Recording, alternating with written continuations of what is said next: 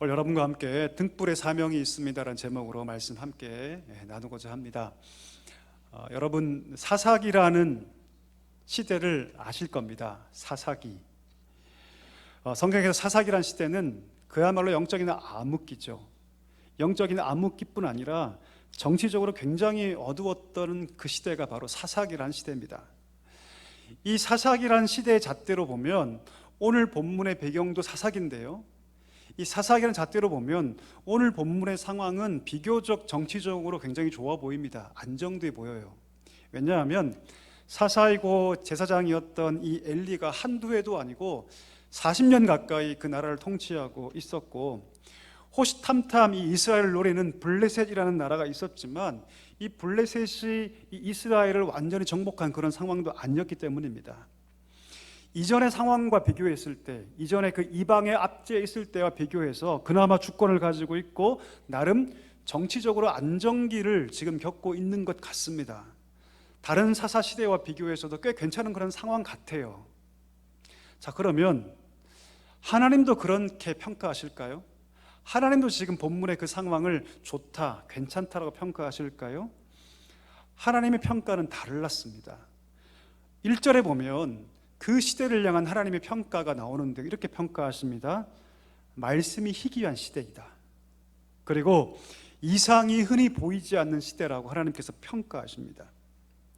여러분, 사람은요, 환경과 상황이 좋을 때 그 좋은 환경과 상황에 자기의 영적인 상태까지도 결부하려는 경향이 있습니다. 무슨 말이냐면, 환경과 상황이 좋으면 내 영적인 상태도 좋다라고 사람들은 착각한다는 것이죠. 대표적인 경우가 어떤 경우냐면 요한계시록 3장에 보면 라오디게아 교회가 나옵니다. 라오디게아 교회. 이 교회가 굉장히 부유한 교회예요. 그 지역의 특산품들이 굉장히 부유했던, 그래서 자연스럽게 교회도 굉장히 부유했던 그런 교회였거든요. 그런데 그들이 자신들의 부유함을 어디까지 확장시키냐면 영적인 상황까지 확대시켜버려요. 우리가 이렇게 평안하니 우리 영적인 문제도 없다라고 생각해요. 영적으로도 우리가 부유하다라고 그들이 착각해버립니다. 하나님이 그들을 평가하시는데 뭐라 평가하냐면 아니라고 평가하세요. 아니다. 너희 스스로 부유하다고 말하고 심지어 영적인 문제조차 없다고 얘기하지만 하나님 뭐라 평가하시냐면 너희가 곤고하다, 너희가 가난하다. 심지어 뭐라 말씀하시냐면 너희가 눈 멀었다고 말씀하세요. 눈이 멀었다. 심지어 뭐라 말씀하시냐면 너희가 벌거벗었다. 나에게서 옷을 사서 너희 수치를 가려라. 너희가 지금 완전히 벗고 있다, 발가벗었다라고 하나님께서 평가하신다는 것이죠. 여러분 어떠십니까? 여러분 자신의 영적인 상태를 어떻게 평가하십니까? 여러분, 환경의 안정과 부요함이 결코 우리의 영적인 부요함과 평안함을 말하는 것이 아닌 것을 우리가 알아야 합니다. 오히려 우리 마음 가운데 영적인 빈곤을 느끼면서 하나님께 더 가까이 갈 수 있는 것이 진짜 은혜이고 복임을 우리가 알아야 한다는 것이죠. 우리의 환경이 가난하고 우리의 삶이 어려워서 혹 그것 때문에 우리가 더 하나님께 나아갈 수 있게 된다면, 그것 때문에 더 하나님을 찾게 된다면 그 가난함이, 그 어려움이, 그 고통이 오히려 감사할 수 있는 기도의 제목이 된다는 것이죠. 혹 우리 가운데 그런 분들이 계십니까? 되려 하나님께 감사할 수 있게 되기를 간절히 소망합니다. 가난의 상황 자체를 감사하는 것이 아니라 그 어려움 때문에 내가 주를 더 찾게 된다면 감사할 수 있게 되는 것이죠. 자, 그렇다면 오늘 하나님께서 이 시대를 향해서 말씀이 희귀해졌다고 평가하시는데, 자, 그렇다면 왜 말씀이 희귀해졌을까요? 말씀이 희귀하다는 것은 지금 우리가 보고 있는 이 성경이 없다는 뜻이 아닙니다. 문서화된 그런 성경이 없다는 뜻이 아니죠. 물론 그 시대는 지금처럼 이렇게 하이 퀄리티의 집대성된 그런 성경은 사실 없었죠. 근데 여러분, 이스라엘은 한 가지 중요한 습관과 전통이 있었습니다. 그것은 무엇이냐면 기록하는 문화가 있어요. 기록하는 문화. 우리들 가운데도 어떤 분들은 막 기록을 열심히 하는 분들이 계시죠. 그렇죠? 그날 일기뿐 아니라 중요한 생각들 혹은 사건들, 이런 것들을 기록하는 분들이 가끔 계시죠. 이스라엘 안에 그런 전통이 있었습니다. 이 전통이 언제부터 시작되냐면 출애굽부터 시작되는데, 하나님께서 율법을 주시고 뭐라 말씀하십니까? 그것을 뭐하라? 기록하라. 기록하라. 모세는 이스라엘 백성을 계수한 다음에도 그걸 다 기록합니다. 심지어 신명기 11장 20절에 보니까 여호와 율법을 어떻게 하냐면 손목과 미간에 그것을 기록하여 붙입니다. 심지어는 집에 문설주에 그 말씀을 기록해요. 그리고 바깥문에도 여호와의 말씀을 그들은 기록합니다. 따라서 여러분, 이스라엘 백성의 기록이라는 하나의 어떤 전통과 습관은 굉장히 오래됐던 거예요. 바꿔 얘기하면 우리가 갖고 있는 이 성경 전체는 아닐지는 몰라도 이스라엘 백성들은 나름의 방법들로 기록된 율법을 가지고 있었다. 각 가정에서 혹은 공동체 전체에서 기록된 율법을 가지고 있었다고 우리가 합리적으로 추론할 수 있습니다. 따라서 오늘 이 저자가 말씀이 희귀해졌다라고 얘기하는 것은 성문화된 이 말씀이 없다라는 것이 아니라 그들의 마음 가운데, 그들의 생각 속에 여호와의 말씀이 잊혀졌다는 뜻입니다. 바꿔 얘기하면 하나님 말씀이 그들의 마음 가운데 없었다. 왜 없었을까요? 그 이유는 그들 스스로 그들의 인생의 왕이 되어버렸기 때문입니다. 내가 내 인생의 왕이 되니까 하나님이 필요 없어진 거죠. 하나님 말씀이 이제 무가치하게 된버린 거죠. 내가 왕이니까 내 말이 가장 중요하고 내 결정이 가장 중요하고 내 뜻이 가장 중요해져 버렸기 때문입니다. 여러분, 사사기 마지막이 어떻게 끝나는 줄 아십니까? 이렇게 끝납니다. 그때에, 띄워주시죠. 그때에 이스라엘의 왕이 없으므로 사람이 각기 자기의 소견에 오른 대로 행하였더라. 왕이 없는 게 아니죠. 진짜 왕은 누구십니까? 누구셔요, 여러분? 하나님이세요. 그런데 자신이 왕이 돼버리니까, 자기 인생에 자기가 왕이 돼버리니까 하나님이 필요 없는 존재가 돼버린 거죠. 하나님이 거추장스러운 존재가 돼버린 거죠. 그 말씀이 의미가 없어져 버린 거죠. 여러분, 이들이 율법을 몰랐던 게 아닙니다. 율법을 잘 알고 있었어요. 그리고 일정 분량 기록된 형태로 가지고 있었습니다. 하지만 참 왕을 잃어버리니까 자신이 왕이 돼버리고 더 이상 그 왕의 율법을 지킬 필요가 없고 그 다음 마음에 그 말씀을 담을 필요가 없어졌던 것이죠. 여러분 있잖아요, 자기의 인생에 자신이 스스로 왕이라고 생각하는 사람들은요, 아무리 말씀을 들어도 그 말씀 지킬 수 없습니다.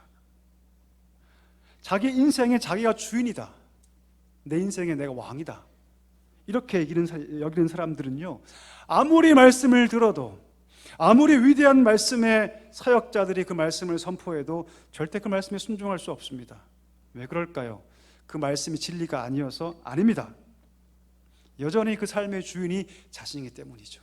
내가 그 삶의 왕이기 때문이죠.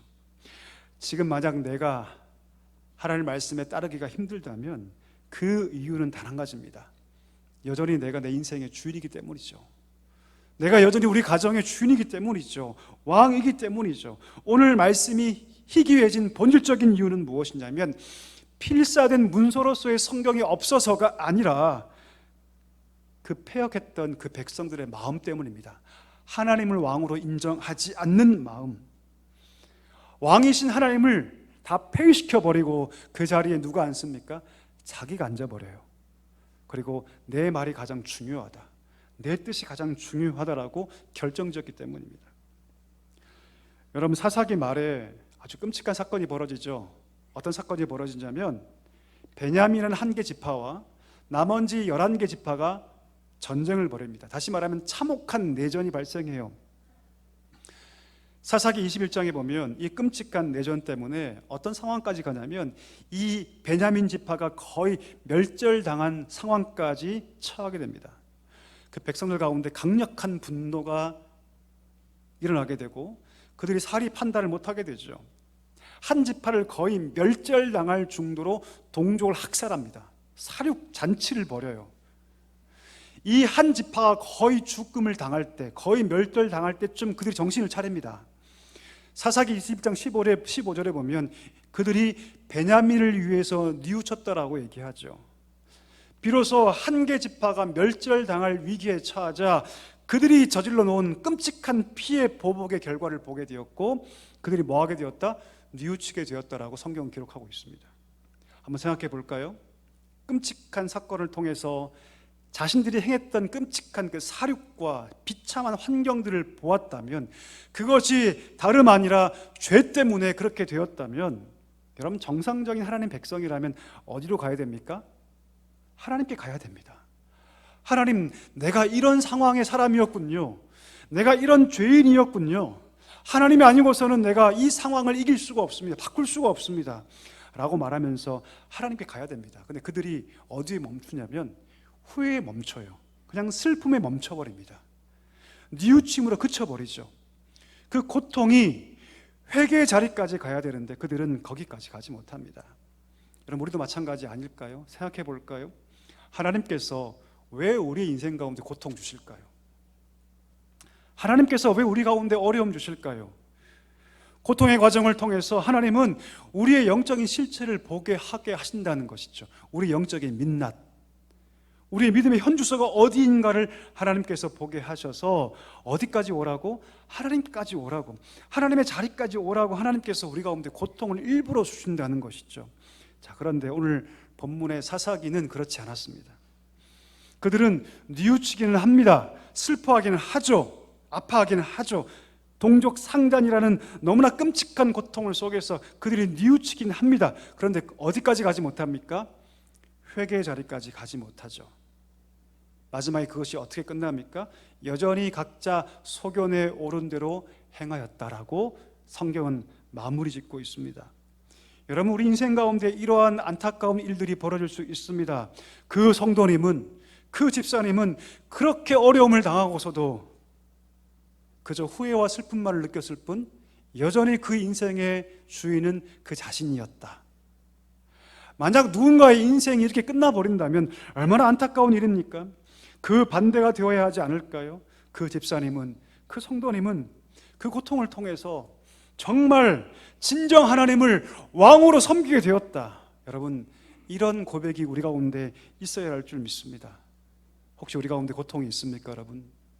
여러분, 인생 가운데 어려움이 있나요? 그렇다면 단지 그 상황을 아파하고 단지 그 상황을 후회하고 그 상황을 뉘우치는 정도가 아니라 하나님께서 고통을 주신 진짜 이유, 하나님의 자리까지 나와라, 여호와를 경외하고 하나님을 왕으로 섬기는 자리까지 나오라, 이 음성을 듣고 하나님께 가까이 갈 수 있는 우리 모두가 될 수 있기를 주의 이름으로 간절히 축복합니다. 자, 그러면 두 번째 이유, 말씀이 희귀해져 버린 두 번째 이유가 있는데 그 이유는 무엇이냐면 바로 리더들의 영적인 무능 때문입니다. 리더의 영적인 무능. 오늘 보면 2절에 보니까 엘리의 상태를 묘사하죠. 뭐라고 묘사합니까? 그가 눈이 점점 어두워 앞을 보지 못했다라고 기록합니다. 눈이 점점 어두워 볼 수 없었다라고 얘기하죠. 근데 여러분, 이 표현은요, 단지 엘리가 나이가 들어서 육체적인 기능이 많이 저하되었다, 그런 뜻이 아니에요.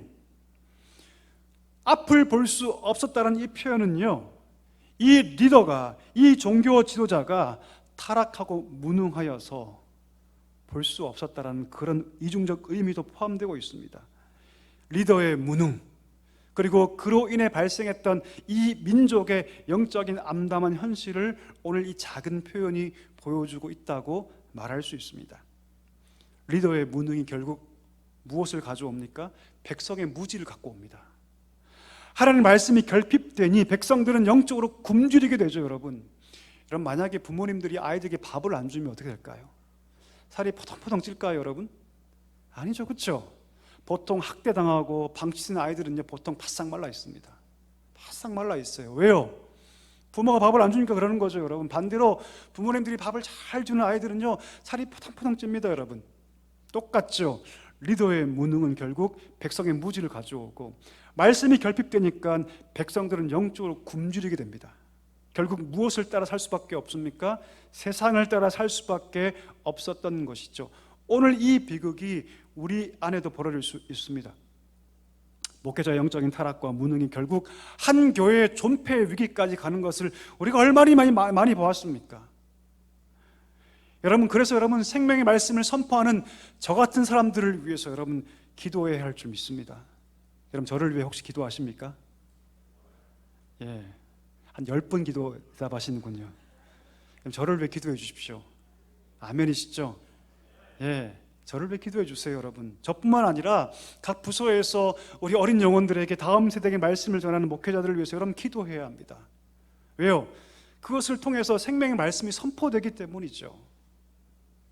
이 원리가 그냥 목양의 현장뿐 아니라 가정에서 그대로 적용되죠.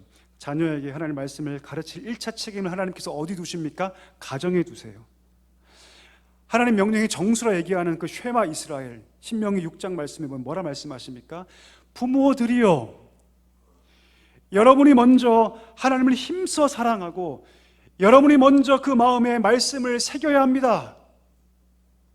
그리고 그것을 자녀들에게 부지런히 가르쳐야 합니다. 그들이 길에 있든 간에, 그들이 집 안에 있든 간에, 심지어 그들이 누워있을 때에도 부지런히 그 말씀 가르쳐야 합니다라고 성경은 얘기하고 있습니다.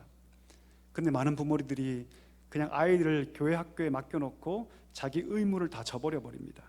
그럼 우리 아이가 교회 나가고 있으니 잘 될 거라고 막연히 생각하죠. 근데 여러분 그것은 대단한 착각일 수 있습니다. 그렇지 않습니다.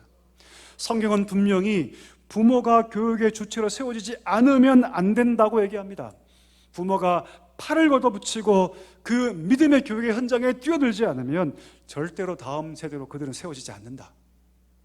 그렇게 분명히 성경은 얘기하고 있다는 사실을 우리가 알아야 합니다. 여러분 저는 많은 분들을 만나봤습니다. 벌써 제가 사역한 지 한 22년 가까이 되는 것 같아요. 많은 사람 만나봤습니다. 여러분 보니까요, 처음부터 무능한 리더는 거의 없어요. 처음부터 무능한 사람 별로 없습니다. 그런데 유능한 사람도 무감각해지면 결국 어디까지 가냐면 무능까지 갑니다. 아무리 유능한 목회자도 성도와 교회에 무감각해지면 아무리 유능했던 그런 목회자도 무능해집니다.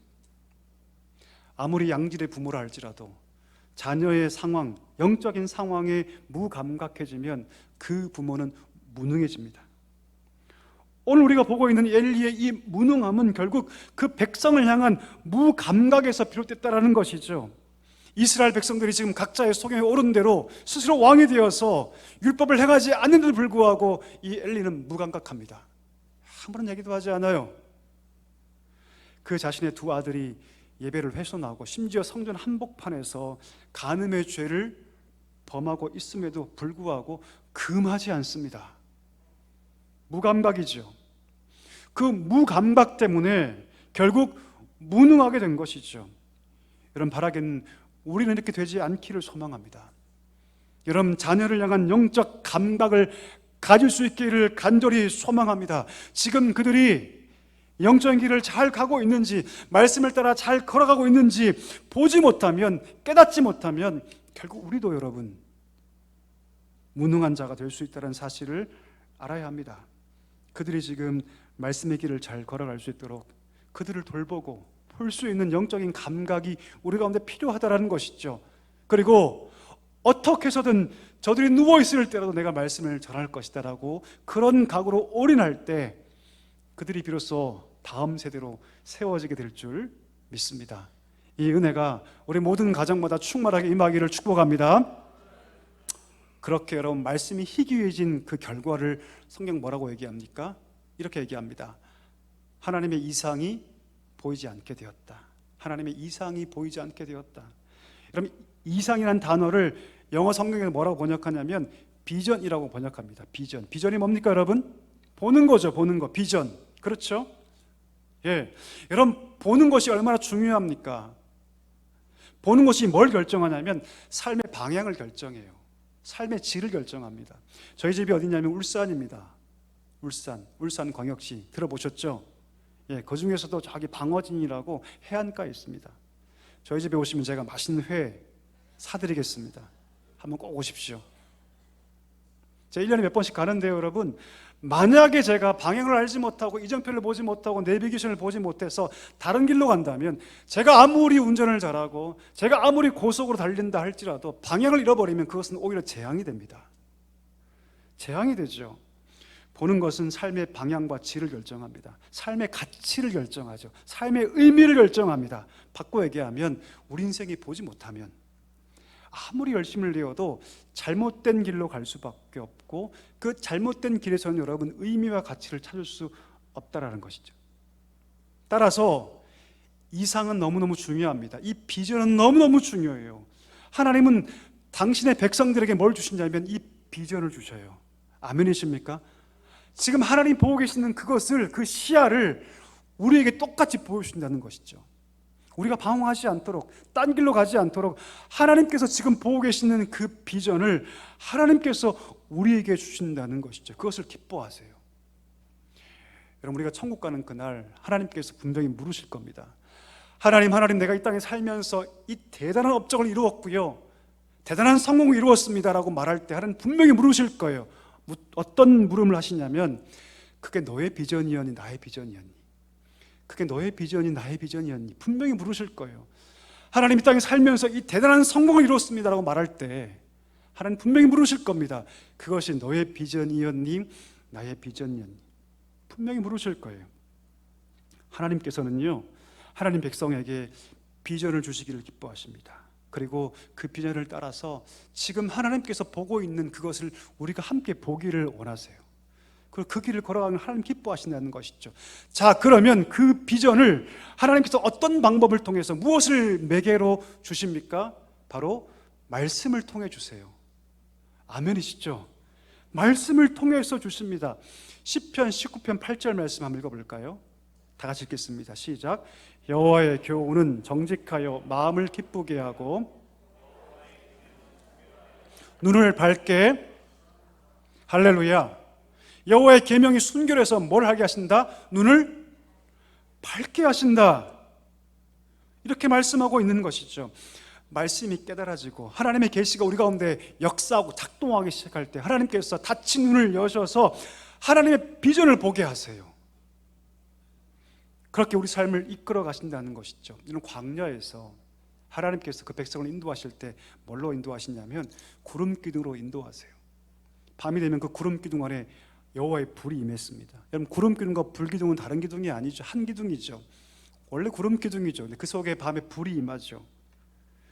하나님의 임재를 상징하는 그 구름 기둥과 백성, 그 진영 사이에 뭐가 있었냐면 여호와의 법궤가 있었습니다. 하나님의 임재를 상징하는 그 구름 기둥과 백성의 진영 사이에 하나님이 일부러 뭘 두시냐면 법궤를 두세요. 말씀을 담은 법궤를 두십니다. 왜 하나님께서 일부러 이런 구조를 만드셨을까요? 여호와의 백성이 지금 광야를 향해 나아가는데, 한 방향에 나아가는데, 그 임재를 상징하는 그 구름을 바라보며 나아가는데 무엇을 매개로? 말씀을 매개로, 말씀을 통해서 결국 그 비전을 보게 되며 그 길을 찾아갈 수 있다는 것을 하나님께서 일정한 구조를 만드셔서 보여주고 계신다는 것이죠. 여러분 어떠십니까? 여러분의 삶이, 여러분의 가정이, 여러분의 자녀의 삶이 여호와의 비전을 따라 가기를 원하십니까? 어떠세요, 여러분? 원하십니까? 저희 큰딸이 지금 고등학교 1학년이라 열심히 공부하고 있습니다. 숙명에 들어갔더니 장난이 아닌 것 같아요.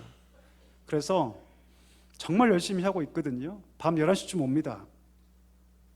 근데 만약에 그 아이의 마음 가운데 이 비전이 없다면 그 인생이 과연 어떤 인생이 될까요? 제 밤에 그 아이를 이제 버스에 내리면 제가 태우러 나가거든요. 늘 그런 마음 갖고 그 아이를 태우러 갑니다. 하나님, 이 아이가 비록 지금 학원에서 혹은 독서실에서 열심히 공부하는데 그냥 한낱 인간의 비전이 아니라 하나님 비전으로 이가 살 수 있도록 해달라고 늘 그런 마음을 가지고 이 아이를 태우러 나갑니다. 여러분의 삶과 여러분의 가정과 여러분의 자녀가 하나님 비전으로 살기를 원하십니까? 그렇다면 거기에 반드시 뭐가 필요하냐면 말씀이 필요해요. 말씀이 없이는 하나님의 비전을 깨달을 수 없습니다. 의사의 메스처럼 그 말씀이 때로는 좌우의 날선검이 되어서 우리를 수술하는 그 경험이 필요하다라는 것이죠. 때로는 광야를 혼자 여행할 때 그 깊은 바위 틈에서 우연찮게 얻는 석청, 꿀처럼 지친 기력을 소생하게 하는 그 말씀의 능력을 우리가 경험해야 한다는 것이죠. 때로는 우리 잘못을 깨우치는 그 부모님의 회초리처럼 말씀이 경험되어야 합니다. 그럴 때 비로소 그 말씀을 통해서 우리가 하나님의 비전을 보게 되고 우리와 우리 자녀와 우리의 가정이 여호와의 비전을 따라 걸어가게 될 줄 믿습니다. 여러분, 이 복이 저의 가정에, 여러분의 가정에 충만하게 임하게 되기를 축복합니다. 여러분, 오늘 말씀 보니까 그렇게 해서 여러분, 말씀이 희귀한 시대가 되어버렸습니다. 여호와의 말씀이 보이지 않아요. 비전이 보이지 않습니다. 이상이 보이지 않게 되었습니다. 어디로 가야 할지, 무엇이 옳은지 알지 못합니다. 그래서 죄가 죄를 낳죠. 악이 악을 낳습니다. 그런 상황으로 전락되어 버렸습니다. 심지어 성전 한복판에서 제사장들이 성적으로 범죄합니다. 과연 희망이 있을까요, 여러분? 과연 희망이 있습니까? 자, 그런데 이런 비극적 상황 속에 성경이 뭐라고 얘기한 줄 아십니까? 우리 3절 같이 한번 읽어볼까요? 다 같이 읽겠습니다. 시작. 하나님의 등불은 아직 꺼지지 아니하였으며 사무엘은 하나님의 궤에 있는 여호와의 전 안에 누웠더니, 오늘 본문에 보니까 어떤 표현 나옵니까? 하나님의 등불이라는 표현이 나오죠. 언뜻 생각하면 성소 안에 있는 그 금촛대, 촛대에 피어있는 불빛을 여러분 연상할 것입니다. 이 촛대는 여러분 그 순결한 감람유로 늘 켜놓도록 되어 있었죠. 사무엘이 여호와의 전에서 잤다는 뜻은 아마도 사무엘이, 그 어린 사무엘이 타락한 엘리 제사장들의 그 아들 대신에 여호와를 섬기는 자로 이 등불을 책임지는 역할을 감당했을 거라고 추측할 수 있습니다. 자, 등불이 꺼지지 않았다는 것은 기본적으로 지금 모두가 잠들어 있는 칠흑 같은 밤인데 그 밤에, 그 새벽에 성소에 불이 켜져 있는 상황을 묘사합니다. 그러나 단지 그 상황을 묘사하는 것이 아니라 이 표현 속에는 놀라운 영적인 의미가 담겨 있습니다. 구약을 쭉 읽어보면 구약의 표현 가운데 등불이라는 표현이 나오거든요. 이 등불이 어떤 의미가 있냐면 이런 의미가 있습니다. 하나님께서 하나님의 역사를 위해서 세우신 하나님의 사람, 이게 등불입니다. 한번 볼까요? 사무엘하 21장 17절 한번 같이 읽어보시죠. 같이 읽습니다. 수리아의 아들 아비새가 다윗을 도와 그 블레셋 사람들을 쳐 죽이니 그때 다윗의 추종자들이 그에게 맹세하여 이르되 왕은 다시 우리와 함께 전장에 나가지 마옵소서, 이스라엘의 등불이 꺼지지 말게 하옵소서 하라. 아멘. 어떤 말이냐면 다윗과 함께 나가서 블레셋과의 전쟁을 벌입니다. 전쟁에 승리하죠. 근데 그의 추종자들이 뭐라고 얘기하냐면 다윗에게, 다윗 왕이시여, 앞으로는 우리와 함께 우리가 전쟁할 테니까 당신은 그 전장에 나가지 마옵소서. 그러면서 뭐라고 얘기합니까? 이스라엘의 등불이 꺼지지 않게 하여 주옵소서라고 얘기합니다. 다시 말하면 이 등불이 누굽니까? 다윗이죠. 역대하 21장 7절도 한번 읽어보겠습니다. 같이 읽습니다. 여호와께서 다윗의 집을 멸하기를 즐겨하지 아니하셨으면 이전에 다윗과 더불어 언약을 세우시고 또 다윗과 그의 자손에게 항상 등불을 주겠다고 말씀하셨음이니라. 무슨 말입니까? 등불이란 결국 무엇입니까? 하나님의 그 언약의 신실한 이행을 위해서 세우신 하나님의 사람, 이것을 의미합니다. 결국 오늘 여호와의 등불, 하나님의 등불이 꺼지지 않았다는 것은 이스라엘의 끔찍한 타락에도 불구하고 하나님의 그 언약의 신실함 변함없으며 하나님은 그 언약의 신실함을 위해서, 그 이행을 위해서 하나님의 사람을 세우셨다. 오늘 본문에 그가 누굽니까? 사무엘이죠. 사무엘, 그 어린 사무엘. 사사도 타락하고 그의 아들도 타락하고 온 백성이 다 타락할 때 하나님은 그 등불 하나를 탁 켜고 계신데 그가 누구라고요? 사무엘이라고요. 우리가 알듯이 사무엘은 여호와의 등불로 평생을 살아갑니다. 그 패역한 이스라엘 백성들을 거룩한 백성으로 변화시켜 나아가죠. 법궤조차 빼앗긴 이스라엘, 법궤마저 빼앗긴 민족으로서는 가장 비참하고 암울한 상황 속에서 여호와의 등불로 불을 켜고 온 백성을 향하여 선포합니다. 너희가 전심으로 여호와께 돌아오려거든 이방신과 바알과 아스라롯을 다 제거하고 너의 마음을 여호와께로 향하라. 그리고 오직 그 하나님만 섬겨라. 그러면 하나님께서 너희를 블레셋 사람의 손에서 건져내실 것이다. 할렐루야. 그 그들이 그 말씀을 듣고 회개하기 시작하죠. 미스바에서 그들이 회개하기 시작합니다. 그리고 뭐라고 얘기합니까? 예, 그렇게 하겠습니다. 우리 자손이 바울과 아사로를 다 제거하고 여호와만 섬기겠습니다라고 그들이 고백하지 않습니까? 여호와의 등불이 꺼지지 않았습니다. 여러분, 밤이 깊으면요, 작은 불 하나 켜면 더 잘 보이죠. 그와 똑같이 온 세상이 죄로 물들어 어둠이 극심할 때 여호와의 등불, 그 작은 등불은 더 강력하게 타올랐다는 것이죠. 하나님의 그 신실한 언약을 따라서 하나님께서는 오늘 이 시대까지 등불 같은 사람들을 세우셔서 하나님은 이 땅에 그 어두움을 밝혀 오셨습니다. 가장 완전한 등불이 누구십니까? 우리 주 예수 그리스도이십니다. 450년간 그 영적인 암흑기를 깨시고 예수님 이 땅 가운데 등불로 오셔서 활활 타오르셨고, 결국 우리 심령 가운데 임하셔서 영원히 꺼지지 않는 우리 심령의 영적인 불이 되신 줄 믿습니다. 여러분, 이 시대가 엘리가 살아갔던 시대와 너무 닮아있지 않습니까?